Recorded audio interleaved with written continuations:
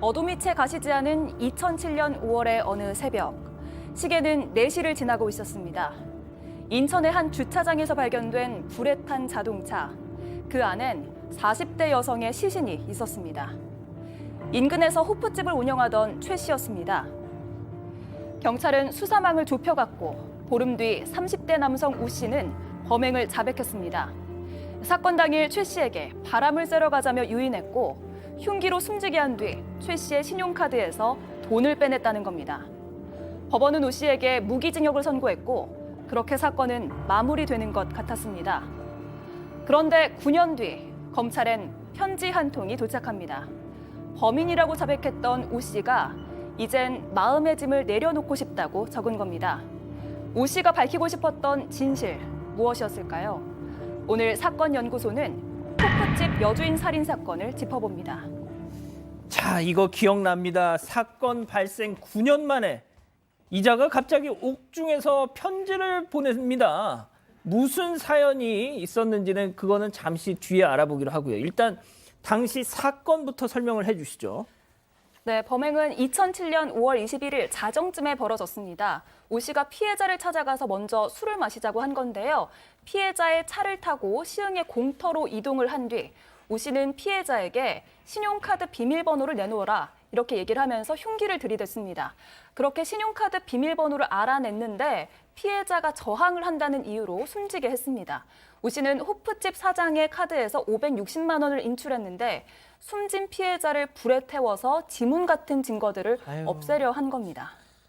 자, 그런데 범행 후에 얼마 지나지 않아서 이 우모 씨 용의자로 지목이 됐죠. 일단 경찰에서 탐문 수사하는 과정에서 일단 범행 도구, 마스크 같은 범행 도구를 구입하는 뭐 사진이나 그리고 결정적으로 이런 일이 터지면 여기서 돈을 인출하는 장면이 확보가 되면 거의 끝이죠. 그렇죠. 그래서 바로 6월 3일 이제 수사망이 좁혀오니까 우 씨가 자수를 합니다.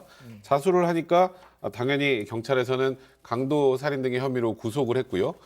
본인의 단독 범행이라고 주장을 했습니다. 그래서 같은 해 10월에 법원은 이 우 씨에게 무기징역을 선고하게 됩니다.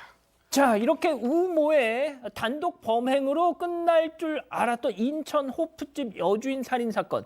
자, 그런데 이 우모가 옥중에서 보낸 한 통의 편지로 상황이 확 바뀌기 시작했습니다. 자, 오 씨는 무기징역형을 선고를 받고 부산교도에서 수감 중이었는데 수감 생활 9년 만에 사건이 일어났던 관할구역인 인천지검 지검장 앞으로 한 통의 편지를 보냅니다. 어허. 9년 동안 복역하고 있는 오 씨라고 하는데 그게 진짜 그 편지군요. 예, 편지를 쓰는 이유가 저기 나오는 것처럼 이 죄책감 때문에 정신과 치료까지 받고 있다라고 하면서 사건의 진상 그리고 공범에 관한 걸 자백하고자 한다라고 그렇게 편지를 보낸 겁니다.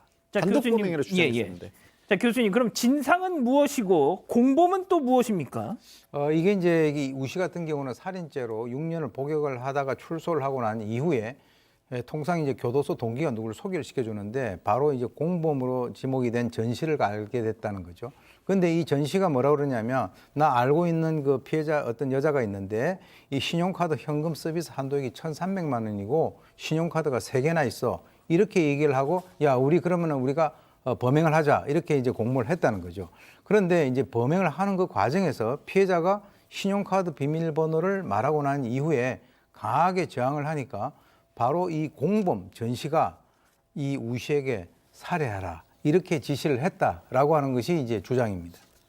아니, 근데 9년 네. 불 거였으면 그때 불었어야지 왜 9년이 지나서 불었어요? 제가 아까 그런 얘기했죠. 저런 범행에서 현금을 인출하는 그 사진이나 이런 게 나오면 그냥 끝이다. 예. 본인만 찍힌 겁니다.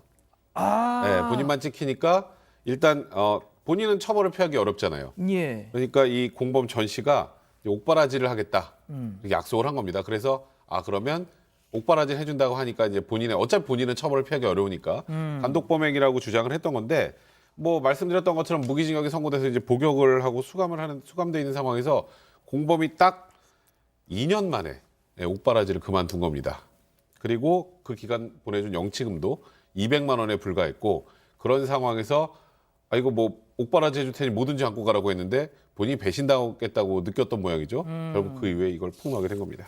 교수님, 결국 뭐 이 9년 만에 이실직고를 한 이유는 단순하네요. 뒤통수 맞아가지고 열받아서 그런 거네요. 아, 자기가 죄책감이라고 얘기를 하는데 저는 그걸 전혀 인정하지 당연하죠. 않습니다. 그거는 이제 자기가 배반감에 2년 동안에 200만 원 딱 하고 원래 뭐라고 얘기했냐면 네가 이제 일단 들어가면 우리가 둘 다 들어가면은 돌봐줄 사람도 없지 않냐.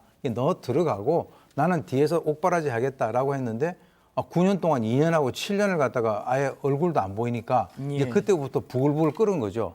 그러니까 자기가 사실은 죄책감에 의해서 자기의 어떤 죄를 반성하면서 이렇게 편지를 썼다라기보다는 나 말고 죄도 있는데 왜 나만 들어가 있냐고 그런 식으로 이제 편지를 갖다 쓴 것으로 그렇게 보입니다. 자, 양 변호사님, 제가 조금만 더 그 편지 내용을 설명해 드리면 그 무거운 죄책감 뭐 이런 얘기도 했지만 이 워딩도 있었어요. 꿈에 내가 살해한 호프집 여주인이 나타나서 자기를 보고 억울하다 막 꿈에서 그러더라는 거예요.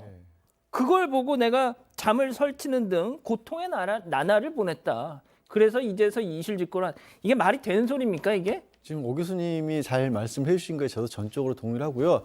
꿈에 그 여인에 관한 꿈을 꾸고 죄책감에 시달리는 것 같고 공범에 대해서 사건을 털어놓는 것 같고 무슨 상관이 있습니까? 그러니까요. 자기가 안 저질렀나요? 어차피 자기가 해친 거 맞잖아요. 그러니까요. 그리고 나서서 돈도 인출한 게 맞잖아요. 다만 조금의 편의를 바라고 그런 식으로 어떻게 보면 공범의 약속을 믿었는데 그게 배신감에 억울하고 분한 거지 그 핑계를 이제 돌아가신 분에게까지 전이를 한 거고요. 저는 이거 이런 식으로 만약에 범죄자들이 이렇게 합리적이고 뭐 의리 있고 무엇보다 약속을 잘 지키면 범죄 왜 저지르겠습니까? 그러니까 믿을 수 없죠. 예. 자, 그런데 백 변호사님, 네.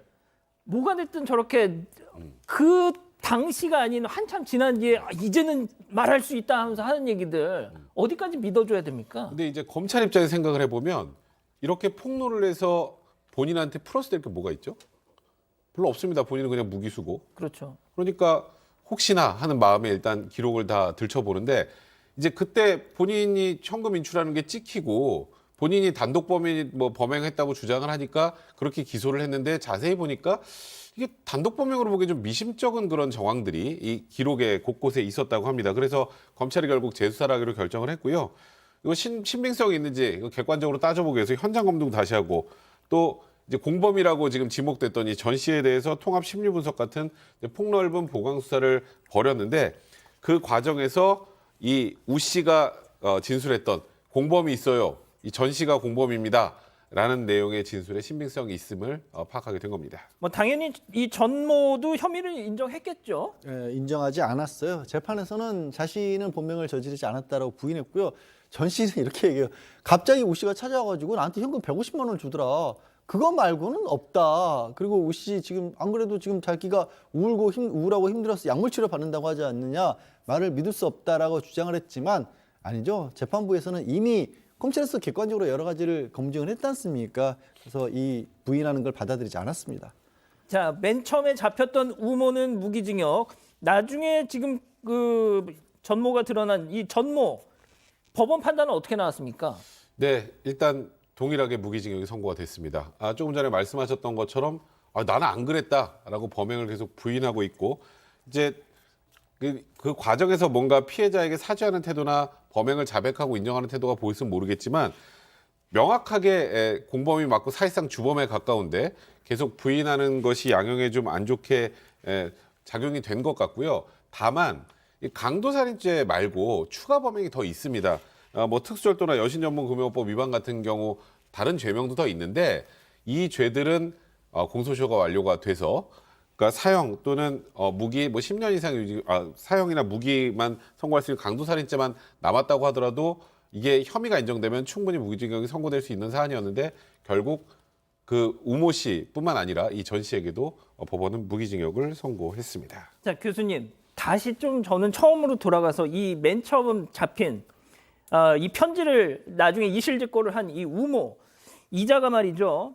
2000년에 자기 애인이 다른 남자를 만나서 바람을 핀다라는 의심을 품고 있다가 자기 여자친구를 목 졸라 살해했습니다. 그래서 6년 동안 6년형을 받고 감옥에 있다가 나오자마자 또 이 호프집 여주인을 살해를 해요. 저는 솔직히 이 지점을 더 좀 따지고 싶은데 세상에 사람을 목 졸라 죽였는데 6년형을 받았습니다. 만약에 그때 재판부가 좀 더 강하게 판결을 했더라면 한 사람 또 살았죠. 그렇게 생각할 수밖에 없잖아요. 그런 것들이 뭐 우리 지금 사건 반장하면서 그 판결의 결과에 대해서 우리 그 앵커님을 포함해서 여기 그 패널들이 동의하지 못하는 그런 부분들은 상당히 많고 사실은 이 사건 같은 경우는 특이한 것이 사람을 살해하고 난 뒤에 증거 인멸을 하기 위해서 이제 불을 지른다라고 하는 그런 측면들 이런 것들이 있는데 자관 이 두 사람은 지금 무기징역을 살고 있고요. 제가 이제 알고 있기로는 두 번째 공범 같은 경우는 이제 상당히 지금 어려운 그런 상황이다라고 하는 까지 제가 말씀드릴 수 있습니다.